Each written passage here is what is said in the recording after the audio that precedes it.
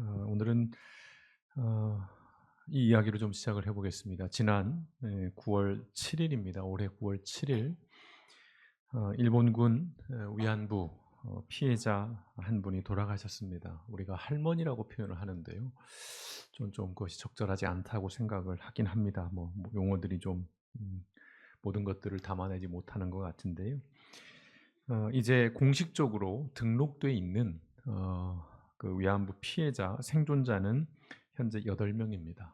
예, 물론 실제로는 더 많겠습니다만 이제 신분을 숨기거나 과거를 드러내기 어려워서 그냥 감추인 채 사는 분들도 있겠습니다만 공개적으로 드러내고 증언을 하면서 활동했던 분들이 이제 8명. 이분들의 평균 연령이 95세입니다.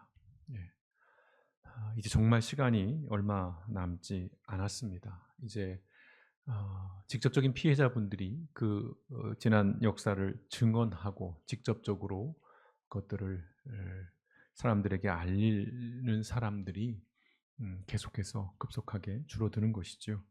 이런 와중에 우리나라의 극우 단체들은 소위 소녀상 철거 챌린지라는 걸 지금 하고 있습니다. 여러분도 아마 혹시 보신 분도 계실 것이고 언론을 통해서나 오늘 처음 보는 분들 계실 텐데요. 소녀상 철거 챌린지입니다. 예, 기린비죠. 예, 소녀상인데 지금 저거를 전 세계 도시마다 설치하려고 하는데 일본은 국가적인 차원에서 아주 집요하게 방해를 합니다. 로비도 하고 또 정부 고위 관료가 가서 뭐 협박성 또는 어떤 물질을 제공하면서 소녀상 철거를 종용하는 그런 일들. 현재 독일에서도 지금 그런 일들이 벌어지고 있고요. 곳곳에서 그런 일들이 있습니다. 그런데 일본 사람이 아닙니다. 우리나라 사람이에요. 우리나라 사람들이 저 소녀상 찾아다니면서 저런 모욕적인 행위들을 하고 저것들을 보란 듯이 인증을 합니다.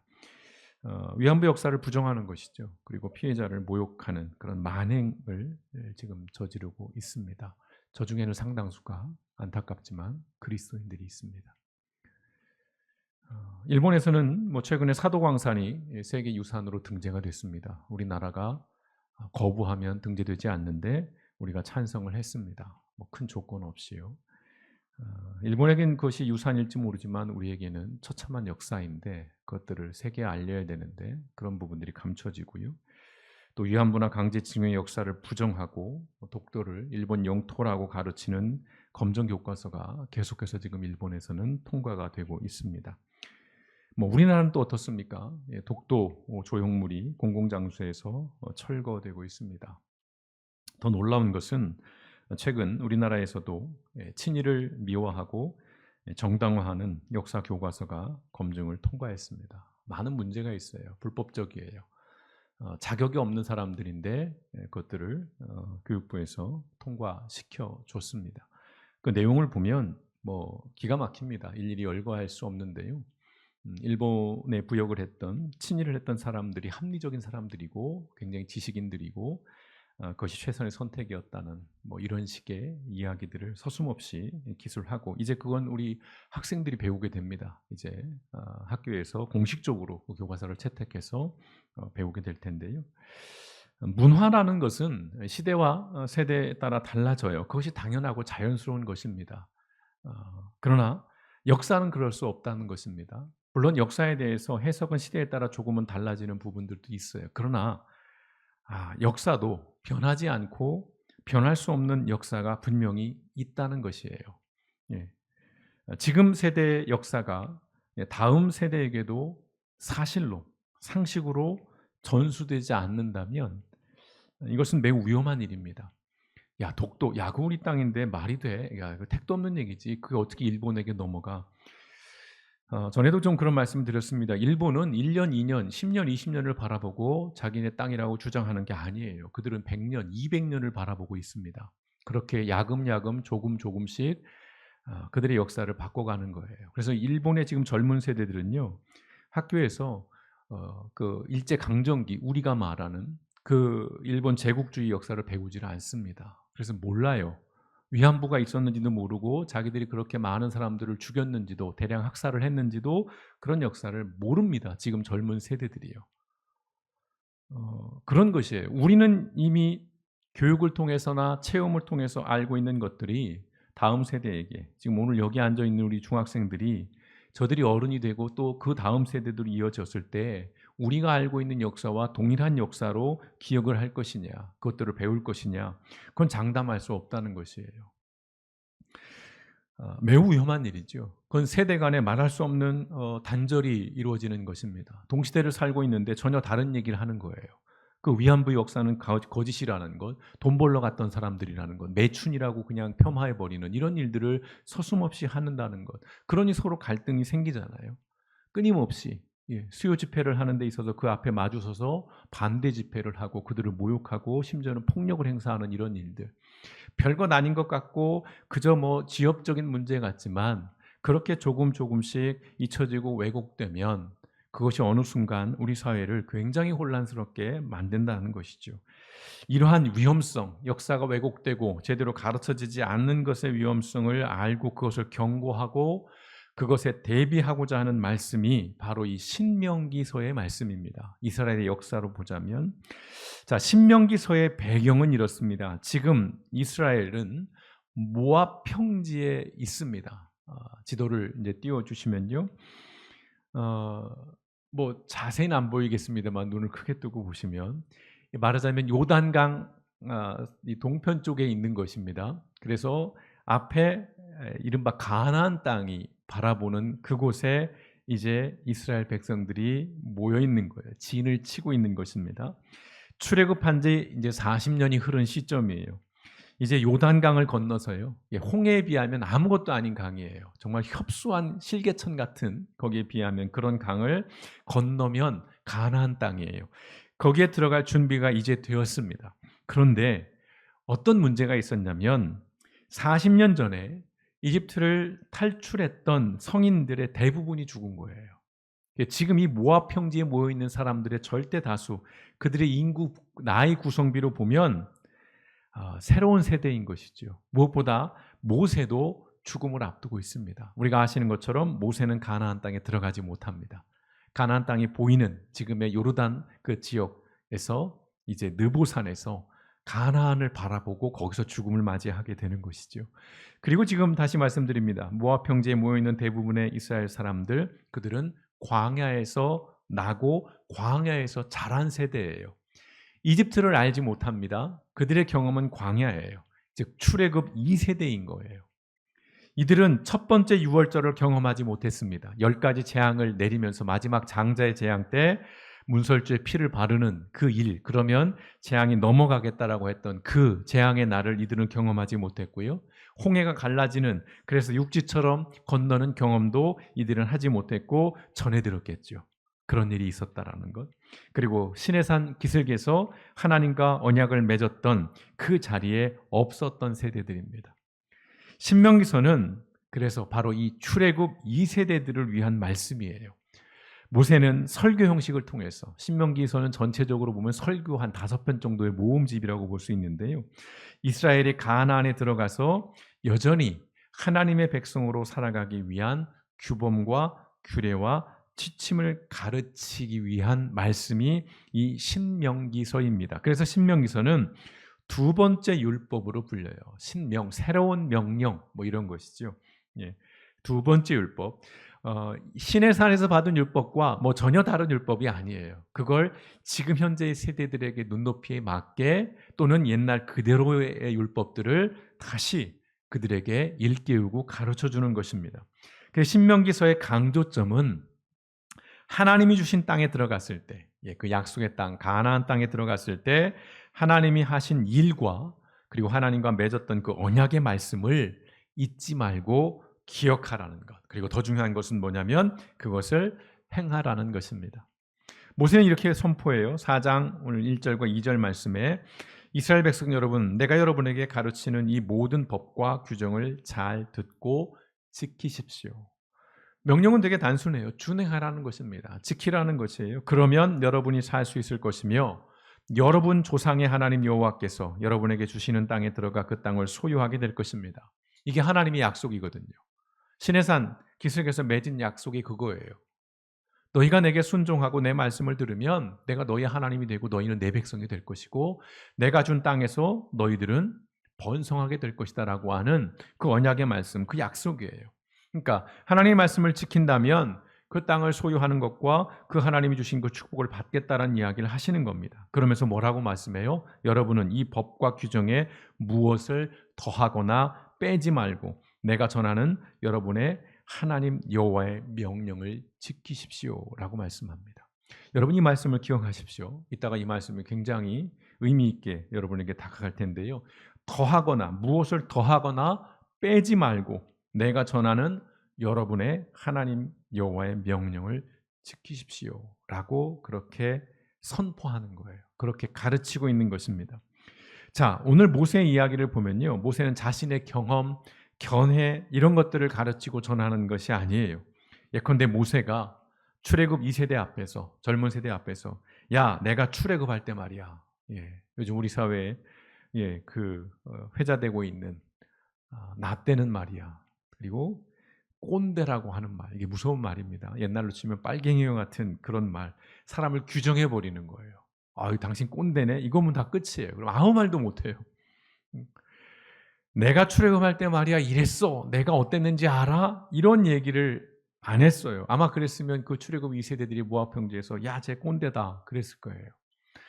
모세는 다행스럽게도 지난 역사를 통해서 하나님의 말씀 그리고 그 하나님의 명령을 담백하게 전하는 거예요. 신명기 4장 3절과 4절 이어지는 말씀을 보시면 여러분은 여호와께서 부올산에서 행하신 일을 다 목격하였습니다. 거기서 여러분의 하나님 여호와께서 여러분 가운데 바알을 섬기던 자들을 다 죽이셨습니다. 그러나 여호와 하나님을 충실히 따른 여러분은 오늘까지 다 살아 있습니다. 라고 말씀해요. 자, 이 말씀은 좀 배경 설명이 필요한 말씀입니다. 오늘 거기에 등장하는 바알 부올이라고 하는 표현, 이른바 이건 민수기 25장에 기록되어 있는 바알 부올 사건이에요. 이 사건은 출애굽 1세대의 마지막 이야기입니다. 굉장히 큰 사건인데요. 바알 부올이라고 하는 말은 부올 지역의 바알입니다. 당시에 가나안 땅 그 주변으로 만연했던 신이 바알 신이에요. 농경의 신입니다. 그래서 어떤 풍요를 상징하는 가져다주는 신으로서 아주 흔한 신으로 많은 민족들이 섬기는 그런 신입니다. 바알이라고 하는 것이. 이스라엘이 그 모압 땅, 특별히 시딤이라고 하는 그 지역에 좀 오래도록 머물게 됐습니다. 진을 치고. 그런데 그곳에서 이제 이스라엘 이 백성들이 그 바알을 숭배하는 일에 참여하게 돼요. 왜냐하면 그때 당시에는 그것이 흔한 문화였으니까요. 종교이기도 하지만 그냥 일반적인 관습이에요. 뭐 그렇게 심각하게 여기지 않는 거예요. 왜? 모두가 다 그렇게 했으니까요. 그러니까 이스라엘 백성들도 그냥 남들이 하는 문화니까 좋은 거래 그런 거잖아요. 우리 교회 다니는 분들도 점도 보러 다니시고 사주팔자, 뭐 타로점도 뭐 재미삼아 보시기도 하고 진지하게 보시기도 하고 뭐 심지어 어떤 분들은 굿도 합니다. 교회를 다니면서. 예. 그러니까 그런 식의 개념이에요. 그냥 바알의 제사에 참여를 합니다. 그리고 조금 더 나가서 어떤 일을 벌이냐면 그 지역에 있는 여인들, 이방 여인들이죠. 그 이방 여인들과 부정한 짓을 벌이는 일들이 발생을 해요. 그것이 어떤 한두 건은 아니고요. 조금 지속이 됩니다. 그래서 이제 하나님이 심판의 개념으로 전염병을 돌게 하셔요. 그리고 하나님께서 모세에게 그 백성의 지도자들을 처벌하라는 명령을 주십니다. 그러니까 상징성을 갖는 것이죠. 시범 케이스로 백성들의 그 수장들을 처벌해라. 그런데 모세가 주저합니다.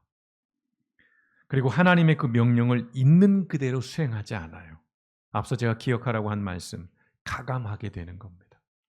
가감하게 돼요. 그리고 그 결과 전염병이 멈추질 않습니다. 그래서 무려 이 바알부올 이 사건으로 24,000명이 전염병으로 죽임을 당합니다. 이것이 바알부올 사건이에요. 아주 짧게 말씀드리면 이 바알부올 사건은 하나님의 명령과 규례를 지키는 것이 얼마나 심각하고 중요한지를 보여주는 그러한 사건입니다. 모세가 말씀합니다. 5절과 6절에서 나는 나의 하나님 여호와께서 명령하신 대로 여러분이 들어가 살 땅에서 지켜야 할 모든 법과 규정을 가르쳐 주었습니다. 이 말은 아마도 이 사건 이후에 그가 어떤 하나님 말씀을 다시 한번 철저하게 지키는 과정 속에서 한 말일 거예요. 이 모든 것을 잘 준수하십시오라고 가르칩니다. 그러면 여러분이 지혜와 지식으로 다른 민족들에게 명성을 떨치게 될 것입니다. 무슨 말씀이에요? 하나님의 말씀을 있는 그대로 잘 지키고 그 말씀에 순종하면 오늘 여기서 나오는 지혜와 지식으로 다른 민족들의 명성을 떨치게 한다. 뭐 대단한 민족 이것보다도 1차적으로 그들의 삶이 성공적인 삶, 그들의 삶이 누가 보더라도 온전한 삶이 될 것이다라는 이야기를 하는 것입니다. 그들이 이 모든 법에 대해서 듣고 과연 이스라엘 백성은 지혜와 총명이 뛰어난 민족이구나. 다른 이들 가운데 하나님의 영광을 드러내는 삶이라는 거예요. 와, 당신 대단합니다. 정말 당신 정말 최고입니다. 이렇게 되는 인생이 아니라 우리를 통해서 이들을 통해서 하나님의 이름이 드러나는 것, 하나님의 영광이 나타나는 그런 삶을 살게 될 것이다라는 거예요. 오늘 모세는 신명기 전체에 걸쳐서요, 이 명령을 반복하고 또 반복해요. 계속해서 규례와 율법들, 규범들 이런 것들이 나옵니다. 이것을 지키라고, 준행하라고, 하나님의 명령에 순종하라고 그런 얘기들을 계속해서 반복합니다. 광야 40년의 역사를 통해서 모세가 생생하게 체험하고 확인한 사실, 그것이 무엇이냐면 하나님의 명령과 규례를 지키는 것이 죽고 사는 문제라는 걸 그가 뼈저리게 경험을 하는 겁니다. 하나님의 이 명령과 규례, 율법을 지키는 문제, 지키지 않는 문제는 생사 문제라는 거예요. 생존의 문제라는 것이에요. 그리고 어떤 의미가 있습니까? 개인을 넘는 공동체의 문제라는 것입니다. 개인의 범죄는 개인의 범죄로 결코 그치지 않습니다. 반드시 공동체를 병들게 하고요. 그리고 그 공동체 차원에서 징벌이 이루어집니다. 바알부울 사건에서도 볼 수 있고 구약성경의 수많은 곳에서 한 사람의 범죄가 그 한 사회에 하나님의 심판이 임하게 되는 그러한 것들을 보게 됩니다. 결코 우리의 삶은 개인의 삶으로 볼 수 없고요. 또한 개인의 삶으로만 이해돼서도 안 되는 것이고, 다시 말씀드리면 내 신앙이 그저 나의 사적인 신앙으로만 끝나지 않는다는 것입니다. 이건 반드시 주변에, 우리 사회에, 우리 공동체에 영향을 준다는 것입니다. 말씀드리지만 한두 끝도 없겠습니다만은 오늘 이스라엘 백성 모두가 사실 생각해 보면 모압의 그 시딤에서 범죄를 행한 것은 아니에요. 모두가 다 바알 제사에 참여하고 모두가 다 이방 여인들과 어떤 성적인 범죄를 저지르고 그런 것이 아니라는 거예요. 소수였겠죠. 일부가 그랬던 것입니다. 하지만 그 처벌은 공동체가 받은 것이에요. 몇 사람의 범죄가 무려 2만 4천 명이 죽임을 당해야 하는 가혹한 형벌로 이어졌다는 것입니다. 구약 성경을 읽다 보면 이런 사건들을 접하다 보면 좀 의문이 들기는 해요. 하나님 너무 잔인하신 것 아니에요? 그래서 무신론자들 또 불신자들은 그런 비아냥, 그런 비판을 하죠. 야, 하나님이 사람을 만들었다며 지가 만들어 놓고 왜 지가 죽여? 뭐 이런 식의 얘기들을 그들은 조롱하듯이 합니다. 그래서 이런 사건을 보면 정말 그런 느낌이 들어요. 좀 부당하다는 느낌도 들고 하나님이 너무 잔인한 거 아닌가라는 그런 생각이 들 때 있습니다. 그런데 오늘 이 사건은요, 오늘을 사는 우리에게도 시사하는 바가 굉장히 크다는 것입니다. 개인의 일탈을 대수롭지 않게 또 문제의식을 느끼지 못한다면 그 결과는 모두에게 돌아가니까요. 하나님을 엄격할 수밖에 없는 것이죠. 준엄하실 수밖에 없는 것입니다. 이른바 나만 아니면 된다는 식의 삶의 태도는 결국 자신과 모두를 불행하게 만든다는 것입니다. 오늘은 내가 목숨을 부지할 수 있겠죠. 자주 말씀드리지만 정말 이런 말씀이 죄송하지만 내일은 내 차례가 될 수 있다는 것입니다.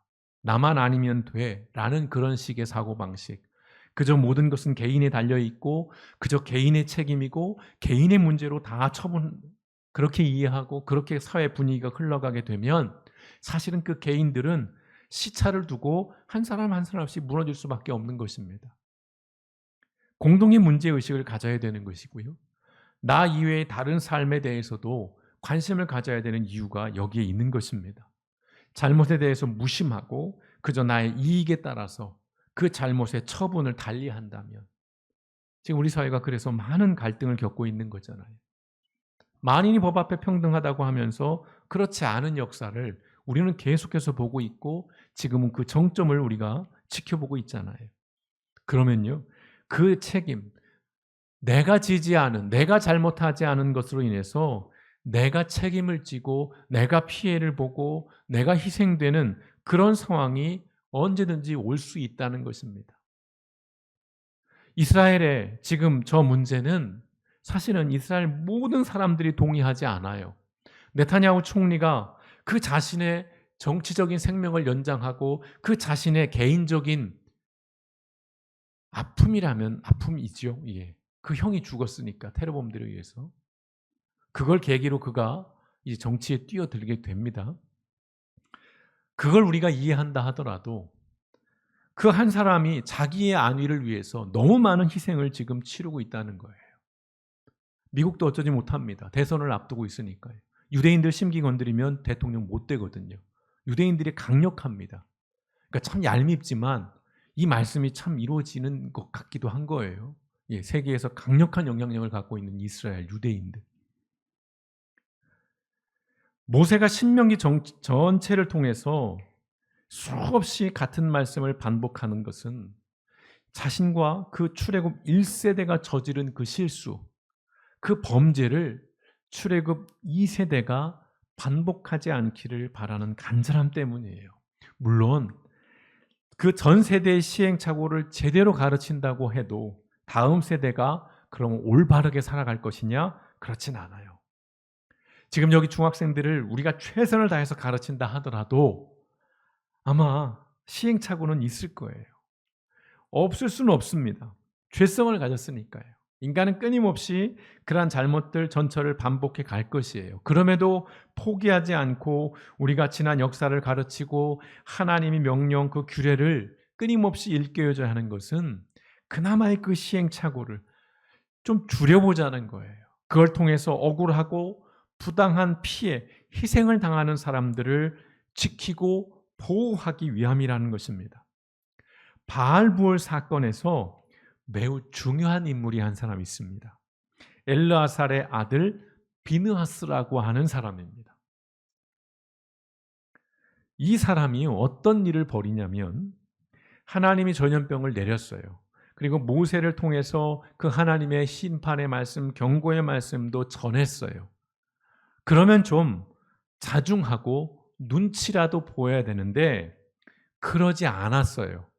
한 이스라엘 남자와 미디안 여자가 나쁜 짓을 벌이는 그 현장에 가서 죽여버려요.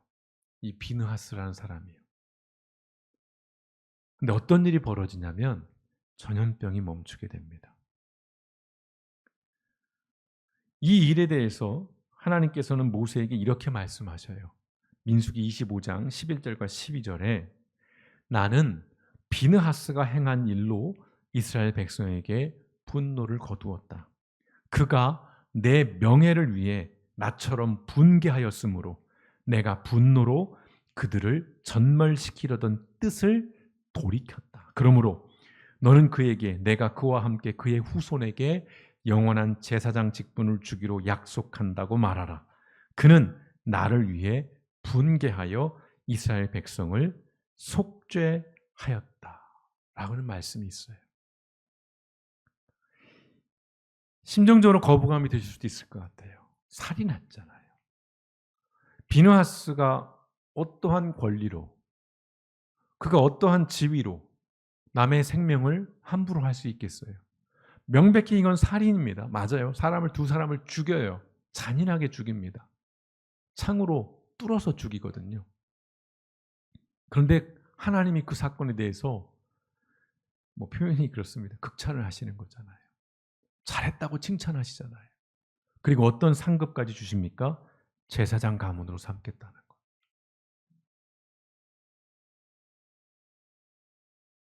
이 말씀을 주목해 보십시오. 그는 나를 위해 분개하여 이스라엘 백성을 속죄하였다. 그에 앞서 그가 내 명예를 위해 나처럼 분개하였으므로 내가 분노로 그들을 전멸시키려던 뜻을 돌이켰다. 이 말씀을 우리가 문자 그대로 적용을 해서 지금 그대로 시행해서는 안 됩니다. 못된 짓 한다고 여러분이 지금 당장 칼 들고 가서 그러면 나도 칭찬받겠지? 그렇게 이해하시면 안 되고요. 포인트는 그거예요. 이 사건은 상징적인 것입니다. 비느하스의 의도, 그 행동을 어떤 개인의 어떤 분노로 여기지 않는 거예요. 하나님의 마음이에요. 하나님의 마음으로 분노한 거예요. 그리고 대놓고 범죄하는 이들을 처벌했어요. 그건 하나님의 명예를 지킨 것이고요. 결국 그 이스라엘, 그 사회를 살려낸 것입니다. 누누이 말씀드려요. 율법의 본질은 사람을 향해 있습니다. 표현이 이러면 이상하게 들릴 수도 있겠습니다만 하나님을 위한 게 아니에요. 이건 하나님이 사람을 위해 주신 겁니다. 사람을 무시하고 함부로 대하는 사람, 그리고 그 사회에 대한 하나님의 경고가 담겨 있어요. 율법에는요. 율법을 어기면 모두가 죽습니다. 그 방식이 하늘에서 벼락불이 내려와서 천벌을 받아 죽는 것이 아니에요. 그런 방식이 아니에요. 사회의 정의가 사라집니다. 불평등과 불공정이 판을 칩니다. 도덕과 상식이 무너져요. 불법과 편법이 난무합니다. 그 결과로 희생자가 생겨요. 그렇게 죽는 거예요.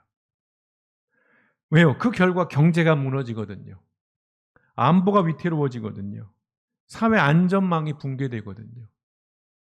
히틀러라고 하는, 물론 그 한 사람이 다 한 건 아니지만 그 한 사람이 벌인 일로 인해서 얼마나 많은 사람들의 생명이, 얼마나 많은 이 피해 희생이 생깁니까? 그런 거예요. 히틀러를 제어하지 못했거든요. 히틀러가 부당하게 권력을 갖지 않았거든요. 선거를 통해서 선출된 권력입니다. 공식적으로 임명된 권력이에요. 여러분 그걸 잊으시면 안 됩니다. 총칼로 쿠데타를 일으킨 사람이 아니에요.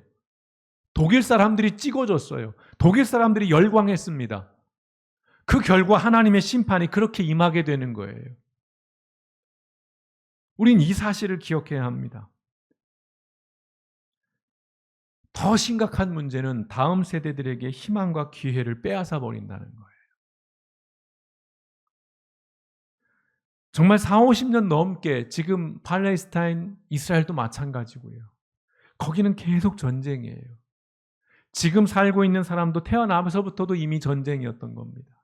모든 기회를 잃어버리는 거죠. 그래서 말씀드리는 거예요. 교회와 그리스도인은 분노할 수 있어야 된다는 것입니다. 하나님의 규례를 지키지 않는 사람들과 사람들을 함부로 대하는 자들에 대해서 우린 분노해야 되는 거예요.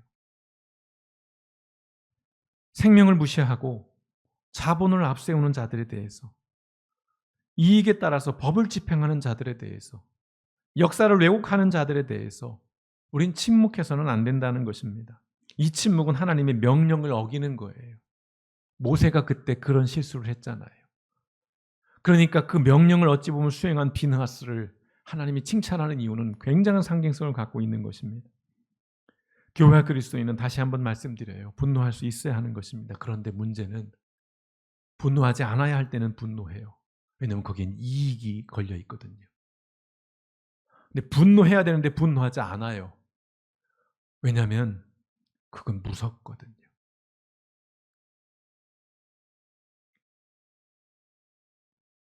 심지어는 분노해야 할 대상을 축복합니다. 그들에게 안수해서 축복해요. 아니 목사님, 목사가 그럼 저주합니까? 때론 필요한 것이죠. 그건 개인의 분노가 아니니까요.